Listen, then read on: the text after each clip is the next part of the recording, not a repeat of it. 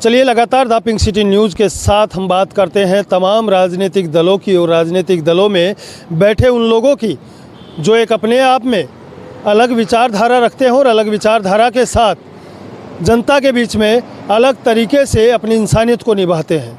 मैंने इंसानियत शब्द इसलिए बोला क्योंकि हम बात करने वाले हैं भाजपा के हाल ही में बने प्रदेश मंत्री सीताराम पोसवाल की। सीताराम पोसवाल एक वो नाम है जहां इंसानियत का नाम शुरू होता है या कहते हैं कि इंसानियत क्या चीज़ होती है तो वो कोई पूछे तो मैं बताता हूं आपको। सीताराम पोसवाल सवाई माधोपुर ज़िले के बौली तहसील के खिरनी ग्राम पंचायत के रहने वाले हैं, जो कि एक किसान परिवार में जन्मे हैं। किसान परिवार में जन्मे उस व्यक्ति का शुरू से ही धैर्य, चरित्र, स्वभाव और व्यवहार बिल्कुल शालीनता और प्रेम के प्रति रहा है, जिसके अंदर उसके चेहरे से प्यार झलकता है, इंसानियत झलकती है, मानवता झलकती है।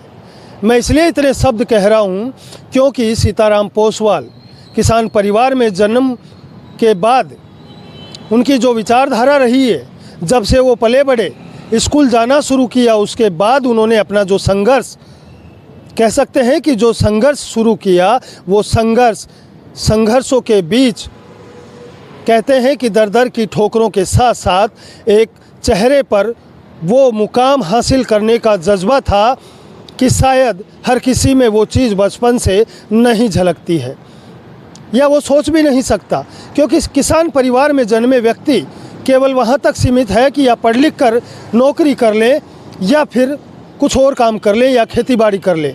मगर सीताराम पोसवाल की दुनिया ही कुछ और थी।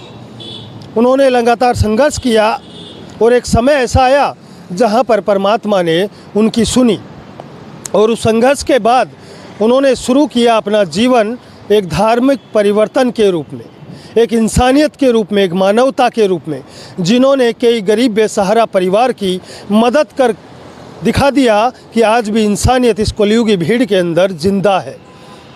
सीताराम पोसवाल ने उन बेसहारा परिवारों को मदद की और मदद ही नहीं बल्कि उनको वहाँ तक ले जाने की कोशिश की जिस गरीबी में वो शायद मरने की कोशिश कर रहे थे, तो उनको मदद कर उन्होंने एक जीने का नया आयाम दिया।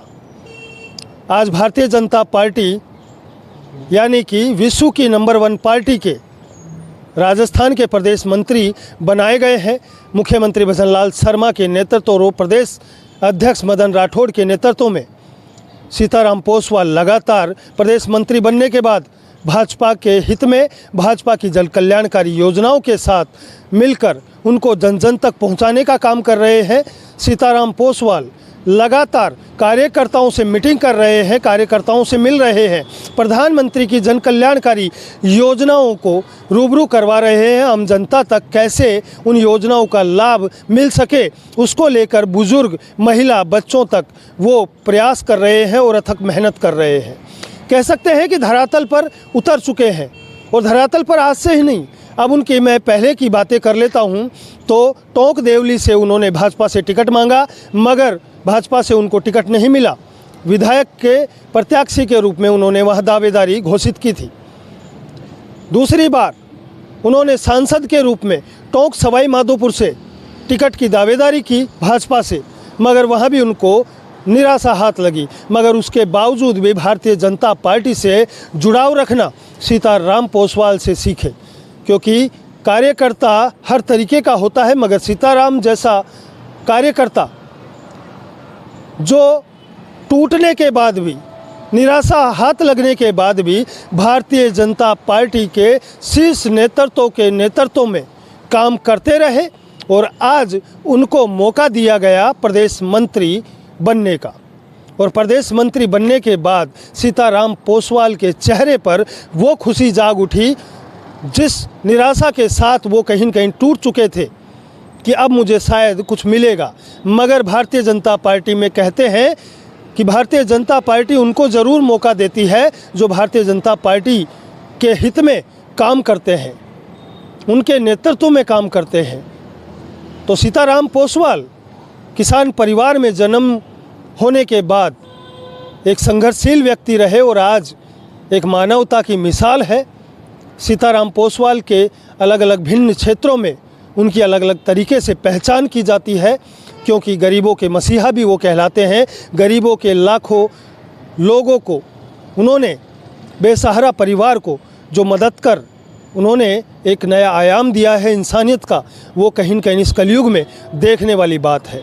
मैं लगातार आपको खबरें दिखाता रहूँगा सच्चाई के साथ, और देखते रहें आप भी, फॉलो करें। और जिन लोगों ने मुझे फॉलो किया है, जिन लोगों ने मुझे सब्सक्राइब किया है, उन सभी का द पिंक सिटी न्यूज़ परिवार की ओर से मैं दिल से धन्यवाद करता हूं। ऐसे ही आप अपना प्यार और आशीर्वाद बनाए रखें और आपको हम खबरें लगातार ऐसे ही दिखाते रहेंगे। देखते रहे द पिंक सिटी न्यूज़ के साथ। सुभाष बैरवा, जयपुर।